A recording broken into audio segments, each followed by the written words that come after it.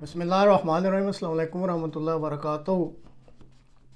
آج کے پروگرام میں جو کانٹینٹس ہیں وہ کچھ زیادہ ہیں، لیکن بہرحال مختصراً ہی بات کی جائے گی اور ویڈیو لمبی نہیں ہوگی،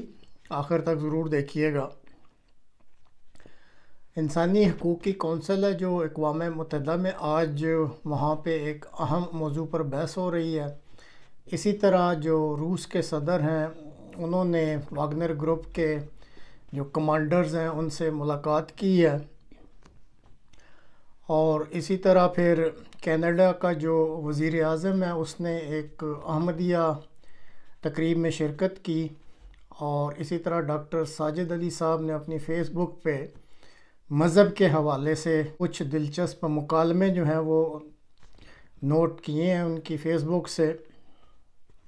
پاکستان میں شیعہ فرقہ کے ساتھ پولیس کیا زیادتی کر رہی ہے، اور آخر میں مرد آہن کہلاتے تھے جنرل پرویز مشرف، ان کی قبر کی کیا صورتحال ہے، تو یہ ساری چیزیں آج کے پروگرام میں شامل ہیں۔ اس وقت اقوام متحدہ میں انسانی حقوق کی ایک کونسل قائم ہے جس کے کل 47 ممبران ہیں۔ ان ممبران میں 19 مسلم ممالک بھی شامل ہیں جن کو رائے دینے کا حق حاصل ہے اس کونسل میں۔ حال ہی میں سویڈن میں قرآن کریم جلانے کے واقعہ کے بعد پاکستان کی طرف سے OIC organisation of Islamic cooperation, جس میں دنیا بھر سے 57 مسلم ممالک شامل ہیں، اس تنظیم کے بہاف پر اقوام متحدہ کی انسانی حقوق کی کونسل میں ایک ڈرافٹ ریزولوشن جمع کروائی گئی ہے جس پر آج یعنی 11 جولائی کو بحث کی جائے گی۔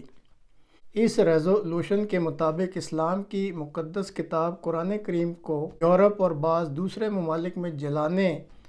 کا جو عمل ہے اس کو جارحانہ، مذہب کی حد تک اور مذہب اسلام کے پیروکاروں کے جذبات کو مجروح کرنے کے مترادف ہے، یعنی یہ اس ریزولوشن میں یہ درج کیا گیا ہے۔ اسی طرح یہ بھی لکھا ہے کہ یہ عمل نفرت پھیلانے اور انسانی حقوق کی خلاف ورزی کے زمرہ میں آتا ہے۔ انسانی حقوق کی کونسل میں چین نے بھی اس ریزولوشن کی حمایت کی ہے۔ انسانی حقوق کی کونسل کے بعض یورپین ممالک کے نمائندگان نے اس ریزولوشن کو زیر بحث لانے کی شدید مخالفت کی ہے، اور ان کا بنیادی نقطہ یہ ہے کہ اس ریزولوشن کا انسانی حقوق کی خلاف ورزی سے تعلق نہیں ہے، بلکہ اس کا مقصد ایک مذہب کی پہچان والے ایک نشان کی حفاظت کو یقینی بنانا ہے،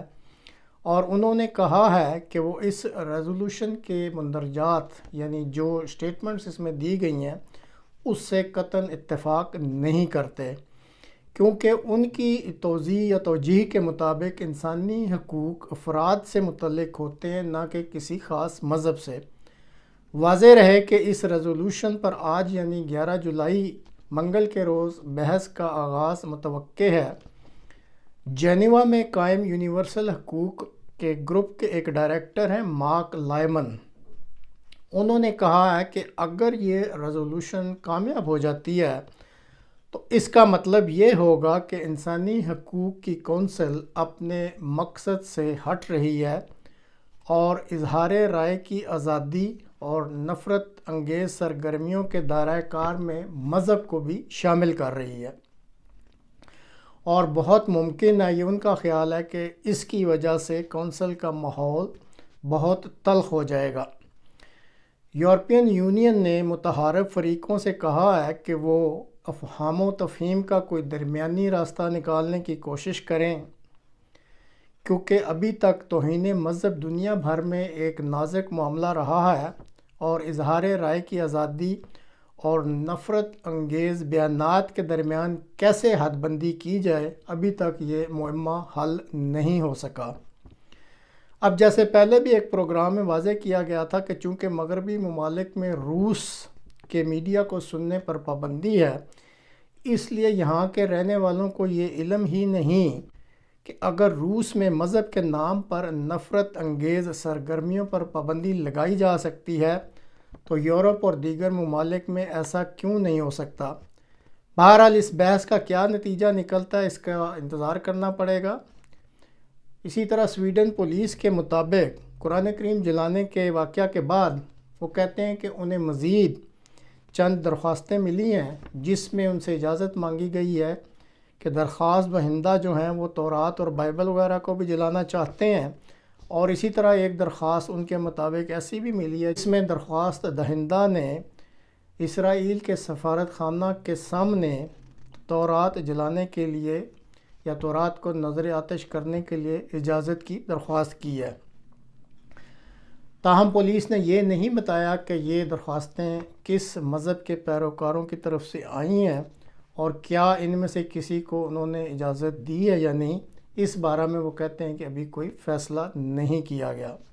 ایک انکشاف کے مطابق روس کے صدر نے واگنر گروپ کے لیڈر پریگوژن اور 35 دوسرے کمانڈروں کے ساتھ ملاقات کی ہے،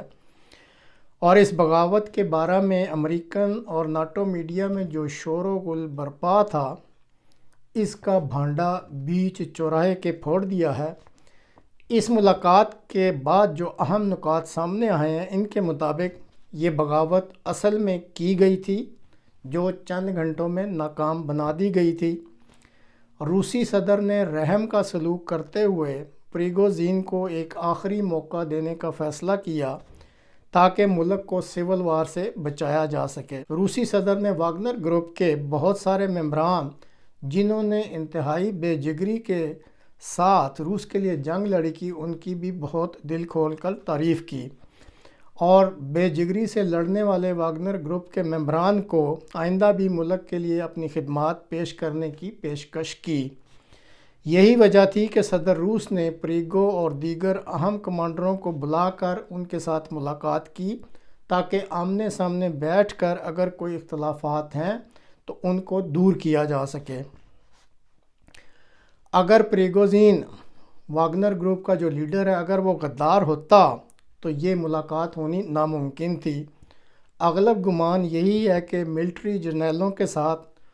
ان کے جو اختلافات تھے، اس وجہ سے اس کا دماغ گھوم گیا اور اس نے روس کے محکمہ دفاع پر دباؤ ڈالنے کے لیے یہ انتہائی قدم اٹھایا تھا، اور اب روسی صدر کے ساتھ بات چیت کے نتیجہ میں معاملات بہتری کی طرف جاتے لگتے ہیں۔ افسوس کہ امریکہ اور ناٹو میڈیا نے اس بغاوت کی بنا پر جو بہت ساری امیدیں باندھ رکھی تھیں یا امیدیں لگا رکھی تھیں، وہ ساری کی ساری دم۔ مورخہ 8 جولائی کو کینیڈا کے جو وزیر اعظم ہیں جناب جسٹن ٹروڈو صاحب، وہ احمدیہ مسجد بیت النور کیلگری میں تشریف لائے اور یہاں آ کر عالمگیر جماعت احمدیہ کی جو اعلیٰ انسانی خدمات ہیں اس پر اظہار خیال کیا، اور میڈیا کی موجودگی میں جماعت احمدیہ عالمگیر کو اس کی انسانی خدمات پر زبردست خراج تحسین پیش کیا۔ پاکستان میں ایک طرف عید الاضحیٰ کے موقع پر احمدیوں کو نماز سے بھی روکا گیا اور سنت ابراہیمی کے مطابق قربانی سے بھی روکا گیا، لیکن جن ممالک میں مذہبی آزادی ہے اور جو تہذیب یافتہ ممالک ہیں، وہاں پر اس کمیونٹی کو یا جماعت احمدیہ کو کتنی عزت دی جاتی ہے اور کتنی قدر کی نگاہ سے دیکھا جاتا ہے، آپ یہ جھلکیاں دیکھ سکتے ہیں۔ پاکستان کے ایک نڈر اور سچ بولنے والے لکھاری ہیں ڈاکٹر ساجد علی صاحب، ان کی فیس بک سے ایک مکالمہ آپ کے لیے پیش خدمت ہے۔ ان کو سوال کیا گیا آپ قادیانیوں کو کیا سمجھتے ہیں، انہوں نے جواب دیا انسان سمجھتا ہوں، اور جو پاکستان میں رہتے ہیں ان کو پاکستانی سمجھتا ہوں۔ پھر سوال کیا گیا، یہ سوال کا جواب نہیں کہ آپ ان کو مسلمان سمجھتے ہیں، جواب مجھے اپنے ایمان کی فکر لگی رہتی ہے، میں کسی دوسرے کے ایمان کا فیصلہ کرنے والا کون ہوتا ہوں۔ پھر سوال کیا گیا لیکن آپ مذہبی طور پر ان کو کیا سمجھتے ہیں، تو جواب دیا گیا میں ان کو وہی سمجھتا ہوں جو وہ اپنے آپ کو کہتے ہیں۔ پھر سوال ہوا تو کہ وہ تو خود کو مسلمان کہتے ہیں، تو جواب دیا پھر ہوں گے ان کا معاملہ اللہ کے ساتھ ہے، میرے ساتھ نہیں۔ پھر سوال ہوا آپ کے نزدیک مسلمان کی تعریف کیا ہے، جواب دیا میرے نزدیک وہ شخص مسلمان ہے جو خود کو مسلمان کہتا ہے۔ پھر سوال ہوا کہ لیکن آئین پاکستان کی روح سے قادیانی غیر مسلم ہے، تو جواب دیا آئین پاکستان کا قرآن و سنت میں کہیں ذکر نہیں آیا، اور نہ ہی آئین پاکستان کا یہ کام ہو سکتا ہے کہ وہ لوگوں کے دین ایمان کا فیصلہ کرے۔ انسانوں کے بنائے ہوئے قانون غلط بھی ہو سکتے ہیں اور صحیح بھی، ان سے اختلاف کیا جا سکتا ہے۔ مجھے آئین کی کئی اور شقوں سے بھی اختلاف ہے۔ یا علی مدد تمام مومنین دنیا میں جہاں جہاں رہ رہے ہیں، السلام علیکم یا علی مدد۔ یہ ہمارے پاس ہری پور سے میں بول رہا ہوں جناب۔ ہری پور میں ہمارے ایک عالم دین شیخ افتخار حسین جعفری صاحب گزشتہ سال وفات کر گئے ہیں۔ اس امام بارگاہ اور مسجد کے بانی ہیں وہ۔ ان کے ایصال ثواب کا انڈور پروگرام ہم اندر کمرے میں، آپ ابھی کیمرہ آپ کو دکھائے گا، چار دیواری کے اندر، اور یہ اسلامی جمہوریہ پاکستان کی پولیس، میں نہیں کہہ سکتا یہ اسلامی جمہوریہ پاکستان کی پولیس ہے یا کسی جزید کے حکومت کی طرف سے یہ پولیس ہمارے اوپر، یہ 4 دن سے ہمارے مولانا صاحب کو، ہمارے مومنین کو انہوں نے ذکر کیا ہوا ہے، اور بضد ہیں، پتہ نہیں ادھر ہم کوئی جوئے کا پروگرام کروانا چاہتے ہیں۔ یہ کل کو کیا مومنین ہم اگر اپنے گھر میں کسی اپنے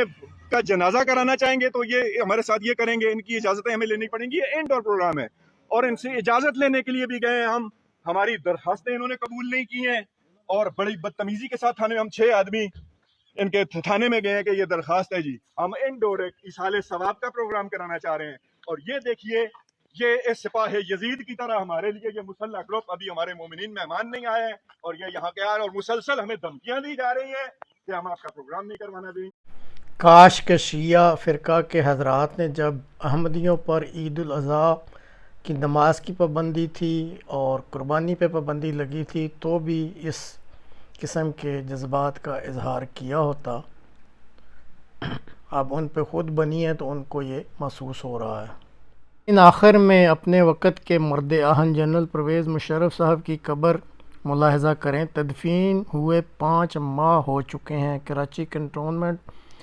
بورڈ کا قبرستان ہے، اور بے نام و بے نشان سی قبر اور صرف 2 پتھر۔ کاش آج بھی جو اقتدار کی خاطر ہر انسانی قدر کو پامال کر رہے ہیں، اپنے پیش رووں کے انجام سے کچھ سبق سیکھ لیں۔